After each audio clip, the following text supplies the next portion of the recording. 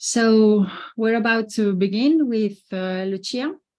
Lucia Siracusa. She's one of the country contacts for Italy of WGDI, and she's an activist for Arte Lesbica. And she is going to tell us a brief update on the Italian political situation and how the concept of inclusivity has gone awry.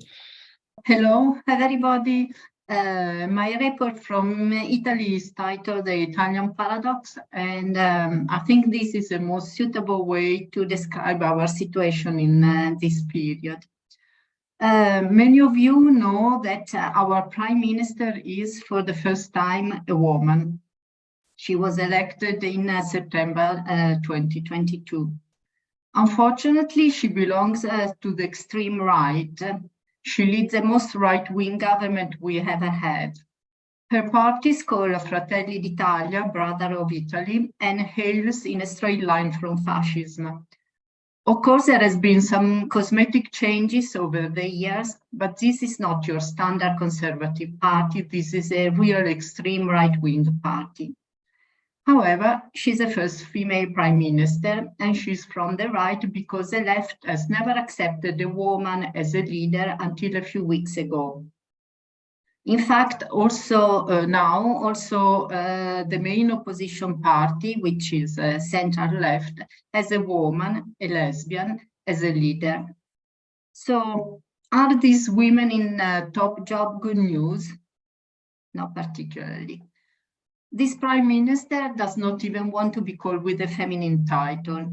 Like other successful right-wing female politicians all over the world, she's not a feminist, even if she's taking advantage of the feminist struggles that have paved the way for her. But this type of woman prefers to see her success as an exclusive result of her own personal ability and denies the importance of feminism. Being a feminist means to feel a connection in gratitude to the women who came before us, to connect with the women in solidarity, and feel a special responsibility vis-à-vis of the women of future generations. This is not what she does. She prefers to consider herself as a strong, lone woman at the helm. Her ideas on women and family are very traditional. We cannot expect her to defend a women's freedom. Her party is not so keen on abortion, and some MPs would like to pass a law which makes the unborn child a fully fledged person, which in turn would make abortion a murder. The idea is that a pregnant woman is a container of a man's child in the best of Aristotelic tradition. This idea of the woman as a simple container of the unborn child is a philosophical basis to deprive women of freedom over their own body and pregnancy. If the woman is only a container, the unborn child should be considered a person growing according to his own potency, not thanks to the mother body. But we know that an unborn child is not a separate entity from the mother, and without a mother consent, its survival is impossible. Only if we recognize that the relationship mother-unborn child is essential and unique can we have a theoretical ground to support women's freedom. Since they see women as containers, they should, in theory, accept surrogacy, where women are used as containers to carry children for others. But the paradox is that they are against surrogacy. It is an illogical position, but at least we won't have a law introducing surrogacy in Italy for the time being. In fact, in Italy, surrogacy is illegal, but there is not a clear law on the issue of registration of both parents, that is the buyers of the child, in the register office if surrogacy is carried out abroad. In this grey area, there are battles in court and in some register offices. A month ago, there has been a directive from the Home Office forbidding the registration of both parents of the same sex. The LGBT movement shouted that in this way the child would be without rights, but this is not true. The child is currently registered as the son or daughter of the biological parent, and the other member of the couple can apply for adoption. The LGBT movement is not happy with this procedure because through automatic registration, they would like to make surrogacy carried out abroad an easy solution for the gay couple. While leftist parties spend their time supporting this LGBT request, right-wing parties have been good in pointing out the social problem of working people and poor people in Italy, and they got voted in government. The problem is that the solutions are not good for women, nor for most men, nor for migrants or working class people. Listing all the negative laws they are working on would take up the whole time of this seminar. I just want to mention the taxation law as an example. They want to introduce a so-called flat tax so that everyone will pay the same percentage of tax, no matter if you are a rider or a banker. Another paradox. The First Minister is not the type of woman who is easily frightened. She projects an aura of strength.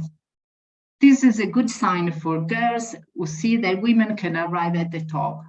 But she's not choosing any policy in favor of women. Women are not a reference point as they are for us feminists. However, she's against self-ID. At least this buys us time to carry on with our work of raising awareness about the danger of gender identity. A few weeks ago, also the main opposition party, as I said, has elected for the first time ever a woman as a leader. She has fairly leftist social policy, and this is good, after years and years when the left in Italy could hardly be distinguished from the center-right. Unfortunately, she does not seem sympathetic to the radical feminist positions. We have asked her for a meeting explaining our position in a letter on surrogacy signed by over 200 feminists, so that she can see that there is not only the queer lobby in Italy. So far, the letter has been acknowledged, but no meeting has been set. So feminists in Italy find themselves between a rock and a hard place. Well, we are not going to give up. We will keep on doing what we have been doing so far, try to clarify the various issues, explaining and exposing queer jargon, and keeping women's well-being and freedom as our political North Star. To summarize the political situation in Italy, some bad laws like surrogacy and self-ID are on hold at the moment, but the cancel culture keeps on going on. I will give you an example by explaining what happened to Archilesbica a few weeks ago. Recently, in Italy, Italy passed a new regulation, a new law regulating association. But there was an obstacle to overcome if, as Archilesbica wanted to be listed in the register of non-profit organization, which give access to local and European funding.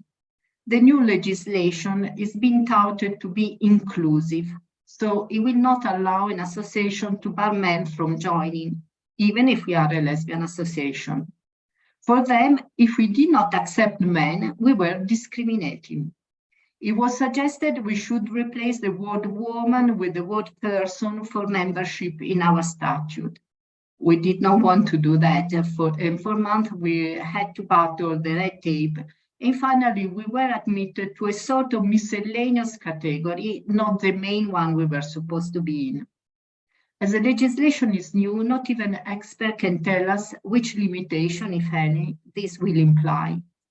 In any case, we are not going to let it drop, and we are going to find a way to submit a formal protest. The fact that a lesbian association has no member in its membership is deemed by the state to be a discrimination.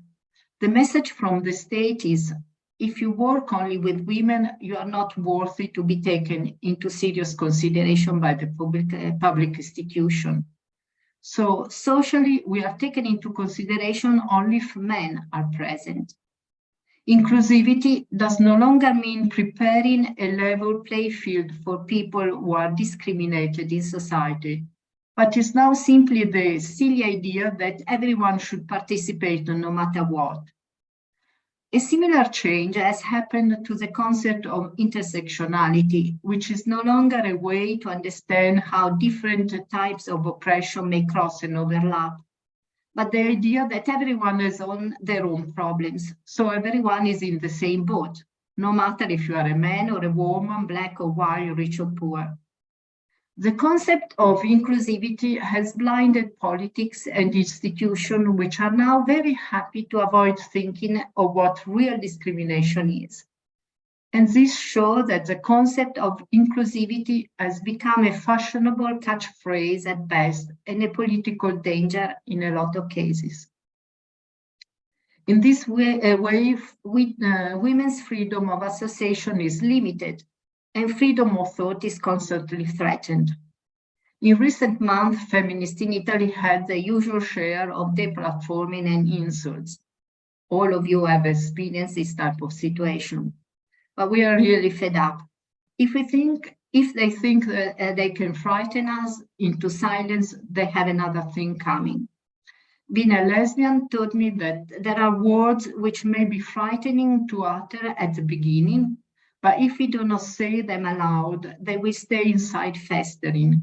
If we accept in silence all the insult and nonsense that our adversaries are spreading, we will feel bad and we will not save ourselves. We have to carry on and focus on the advantages and pleasure to connect with women. In particular, we are organizing a residential school to be held in Northern Italy in September, and you are all invited. We have to take care of ourselves in a world that does not care for women. One thing is certain, if each of us dare to take an extra step out of our comfort zone, no one will be able to put us down. I think there are two things that are very important to us just now. I'm starting from Italy, but also listening to what the other people, women have said today. One is to meet in person. No, also Tracey was saying how it's important it's been for them, and I imagine also what happened in London with the first WDI convention. So I think it's very important to meet every week online, but meet in person is something that really gives us strength to go on. So maybe to pass around the information about meetings when we are in person. And I think this could be also useful to youngsters, because I have the impression that sometimes these young lesbians, feminists don't have many connection with older lesbian and feminist. I remember when I was young, for me it was very, very important to try and find an older lesbians that show me that it was possible to live as a lesbian, even as a butch lesbian, without thinking of transitioning. So maybe that is something that young people lack in this moment. And the second thing I think it would be important is more in institution in a way, but I think we need to be more present in the international scene, like the European Commission and things like that. Because, for instance, in Italy we have now we had this European proposal on affiliation relationship that allows also a couple to travel. Supposedly is to travel in a smooth way without a problem with their children. In actual fact, it may be a way of having children from surrogacy brought into the country without any problem. So the European Commission put all this input in our individual legislation, and we should try to push back at international level, not only at national level.